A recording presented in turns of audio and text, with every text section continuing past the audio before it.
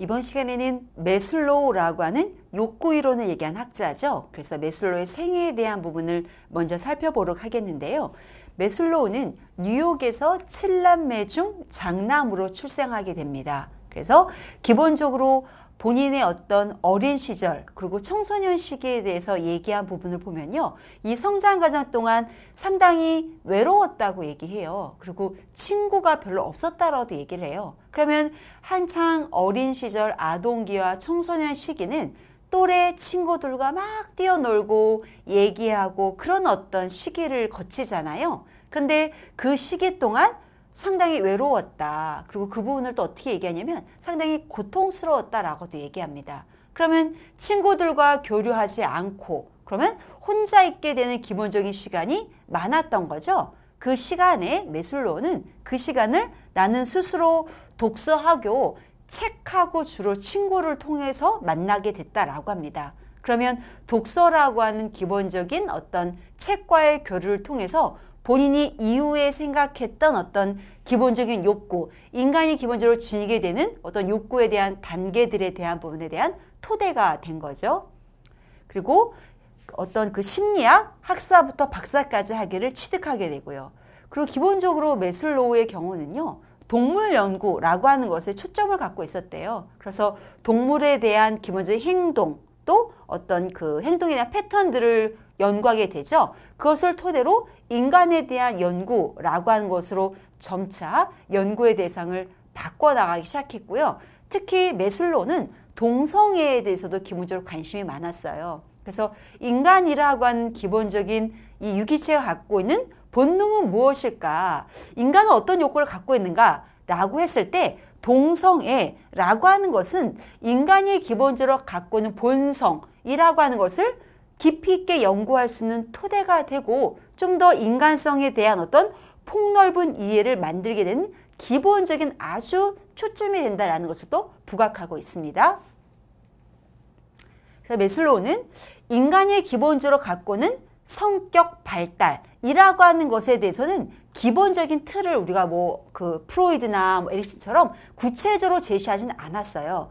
대신 그런 어떤 성격의 발달이라는 것이 연령별로 혹은 또 그 연령별로 대두화되고 있는 과제라는 것을 제시하지 않았지만 대신 인간이 기본적으로 갖고 있는 욕구를 어떻게 나누기 시작했냐면 이렇게 계층화라는 것을 했어요. 그래서 우리가 이제 이따가 그 좀 이후에 살펴보겠지만 인간이 기본적으로 갖고 있는 욕구가 단계가 있다라는 것을 통해서 인간이 발전이라고 하는 어떤 자아에 대한 발달이라고 하는 과정과 두 번째로는 그런 자아에 대한 발달도 있지만 기본적으로 인간이 갖고 있는 병리적인 부분이 있죠. 그것을 매슬로우는 정신병리라고 명명을 했는데요. 이런 둘 사이에는 어떤 관계가 있느냐라는 것에 대해서도 문제 제기를 한 거죠. 그러면 인간이라고 하는 우리들이 정신병리라고 하는 것에 대한 결과, 부정적인 결과를 초래하게 되는 것은 이렇게 얘기하는 욕구 단계라고 하는 것이 잘 충족되지 않을 때 또 인간이 기본적으로 갖고 있는 욕구 단계가 단계별로 어떤 발전이 있는데 어느 한 부분에서의 욕구가 충족되지 않고 결핍된다면 인간이 이렇게 정신병리라고 하는 부분을 도착할 수가 있다라는 것도 제기를 한 거죠.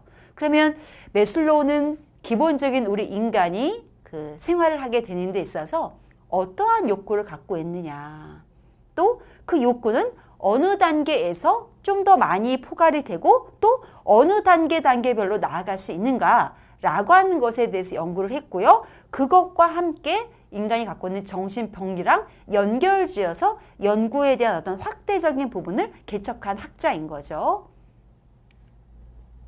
매슬로우가 얘기한 기본적인 그 사람에 대한 관점 그리고 가정에 대한 내용들을 살펴보도록 하면요. 기본적으로 첫 번째는 사람의 본성은 원래 선한 존재이다 라고 한 부분을 강조했습니다.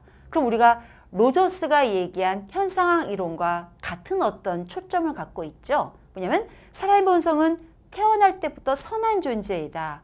그러나 어떻게 결과적으로 범죄를 일으키기도 하고 혹은 어떤 부정적인 상황에 놓여 있게 되는 사람은 무엇일까라고 했을 때 기본적으로 태어날 때 선하지만 주변의 환경이라고 하고 또 지금 얘기한 모슬로우는 그 욕구라고 하는 것이 많이 결핍되다 보면 결국 부정적인 어떤 결과를, 행동을 초래할 수 있다고 본 거죠. 그러나 기본적인 가정은 사람은 원래 태어날 때부터 선한 존재다라고 하는 것을 강조했죠. 두 번째 보면요. 사람은 원래 자유롭고 또 자율적인 존재이다. 로저스의 현상이랑 상당히 비슷하죠. 그러면 사람은 자유롭다.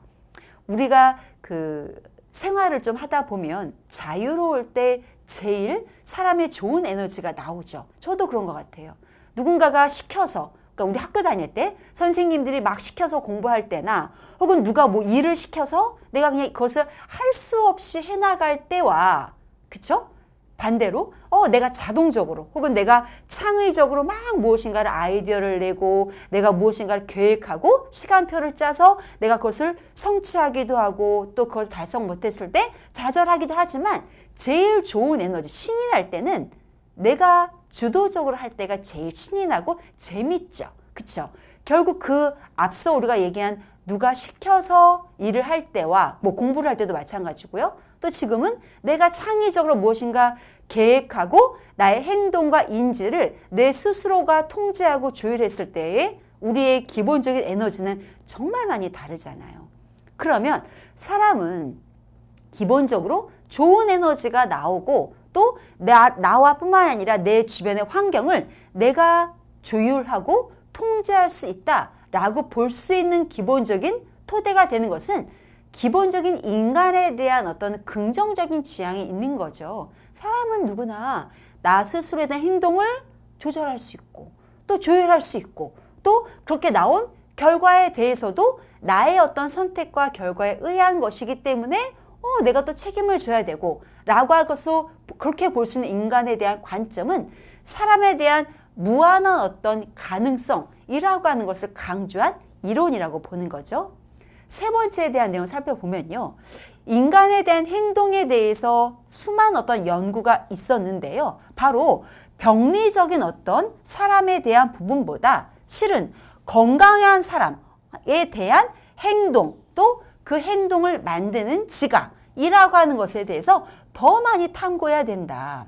이 얘기는 기본적으로 매슬로우가 얘기한 사람의 행동이라고 하는 부분은 이렇게 건강한 사람이 어떻게 행동해 있고 또 그 행동이라고 하는 부분은 무엇에 의해서 어떤 지각과 인지에 의해서 그 행동이 초래되느냐라고 본다고 하는 것은 인간에 대한 긍정성, 발전 가능성 그리고 어떤 그 현실과 미래라고 하는 부분에서 초점을 갖고 있는 경우죠. 왜냐하면 병리적인 사람에 대해서 초점을 갖게 된다면 그 사람이 갖고 있는 결핍된 부분들 혹은 문제시된 어떤 비판적인 제한성이라고 하는 것을 강조하게 되잖아요. 그래서 이런 어떤 연구에 대한 초점이라고 하는 폭보다 우리가 더 많이 연구해야 되고 또 많은 사람들에게도 알려주기 위해서는 이렇게 건강한 사람들은 어떻게 인지 능력이 있고 또 그 인지에 의해서 어떤 행동이 초래되는가 라고 하는 부분을 더 부각하게 된다면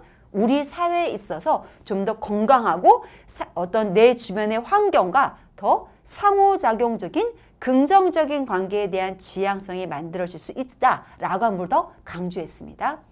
네 번째에 대한 부분은요. 사람이라고 하는 어떤 이 우리들의 존재는 바로 능력 있는 존재다. 특히나 능력 있는 존재라고 하는 것이 더 많이 발전적이고 더 많아지려면 어떻게 돼야 되냐라고 했을 때 우리는 기본적인 욕구가 있는데 이 부분이 충족이 된다. 그렇게 된다면 어떻게 나아갈 수 있냐면 인간성이라는 것을 우리가 획득할 수 있다.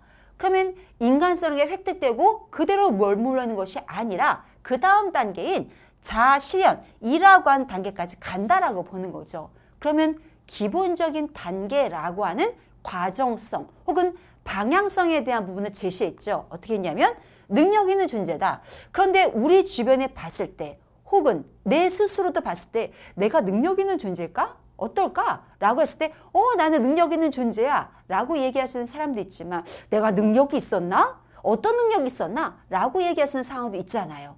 근데 지금 얘기했듯이 어제까지 내가 능력 없는 사람으로 인지하고 있었는데 오늘 내가 또 나를 봤을 때 나 참 능력 있는 사람 같아. 나 참 내가 갖고 있는 어떤 주변적인 환경에 대해서 내가 잘 자유롭게 선택도 하고 어떤 현실적인 결정도 내리고 그런 사람 같아 라고 할 수도 있잖아요. 그쵸? 그러면 사람이라고 하는 우리들의 존재는 이와 같이 우리에게 충족될 수 있는 욕구가 어느 정도인가?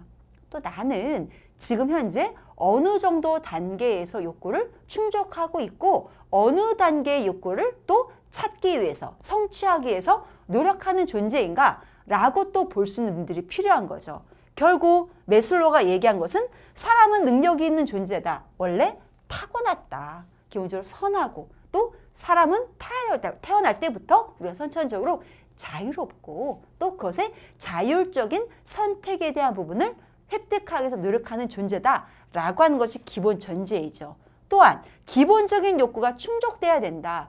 반대로 기본적인 욕구가 충족되지 않는다면 이게 충족됐을 때는 인간성을 성취할 수도 있고 또 마지막 단계인 자아 실현이라고 하는 것도 획득하기 위해서 노력하지만 반대적인 입장에서 본다면 충족되지 않을 수도 있는 경우죠. 그렇게 된다면 인간성이라고 하는 것도 어렵고 또 자아 실현하는 과정도 나아가기가 어렵게 되는 거죠.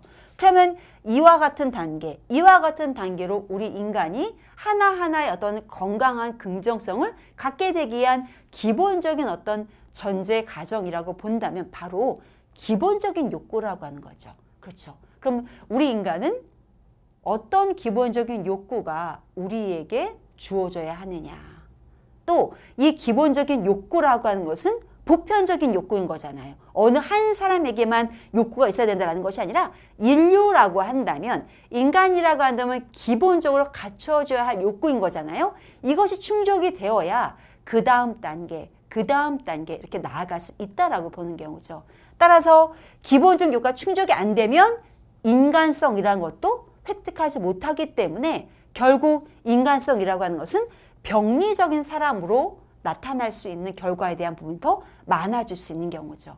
그러면 결국 우리가 사회복지제 현장에서 우리 사회복지사들은 우리 기관에 온 클라이언트에게 있어서 이 클라이언트는 기본적으로 욕구라고 하는 인간의 기본 욕구가 충족이 되어 있는가 혹은 어느 욕구는 충족되었지만 어느 부분에서 욕구는 충족되지 않구나 라는 것에 대한 기본적인 이해가 있어야 되겠죠.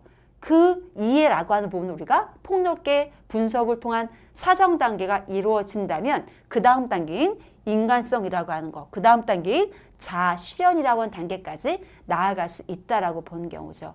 결국 매슬로우가 얘기한 인간에게 있어서는 기본적인 욕구라고 하는 충족이 갖추어진 이후에 그 다음의 욕구 단계로서의 발전 가능성에 대한 부분들을 제시하고 있습니다. 그래서 매슬로우가 얘기한 기본적인 인간에 대해서 보는 관점들, 또 인간에 대한 기본적인 가정들에 대한 내용들을 함께 살펴보셨습니다.